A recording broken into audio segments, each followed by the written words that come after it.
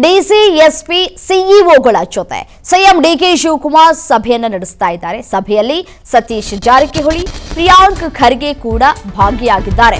Doctor G Parameshwar, MB Patil, Ramalinga Reddy, KJ George, KH Muniyappa ಸೇರಿ ಶರಣಪ್ರಕಾಶ್ ಕೂಡ ಭಾಗಿಯಾಗಿದ್ದಾರೆ.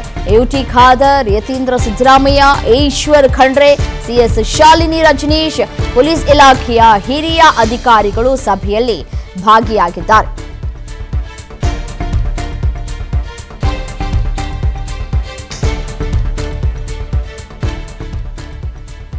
ಇದು ಕೇವಲ ಸಭೆಯಲ್ಲ, ದೃಶ್ಯಾವಳಿಗಳಲ್ಲಿ ಗಮನಿಸ್ತಾ ಇದ್ರಿ. ಸಭೆಯಲ್ಲಿ ಯಾರೆಲ್ಲ ಭಾಗಿಯಾಗಿದ್ದಾರೆ ಅಂತ ಹೇಳಿ ಇದು ಜಸ್ಟ್ ಕೇವಲ ಸಭೆ ಮಾತ್ರ ಅಲ್ಲ, ಸಚಿವ ಸಂಪುಟದ ಪ್ರಭಾವಿ ನಾಯಕರ ದಂಡೆ ಈ ಒಂದು ಸಭೆಯಲ್ಲಿ ಹಾಜರಾಗಿದೆ.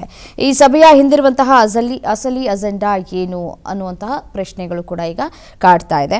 ಸೊ ಕೇವಲ ಕಾಗದದ ಮೇಲೆ ಮಾತ್ರ ಯೋಜನೆಗಳು ಉಳಿಕೊಂಡು ಹೋಗಬಾರ್ದು, ತಳಮಟ್ಟದಲ್ಲಿ ಕೆಲಸ ಆಗಬೇಕು ಅನ್ನುವಂತಹ ಗಡುವನ್ನ ನೀಡಲಾಗುತ್ತೆ ಅನ್ನುವಂತಹ ಮಾಹಿತಿ ಸಿಗ್ತಾ ಇದೆ.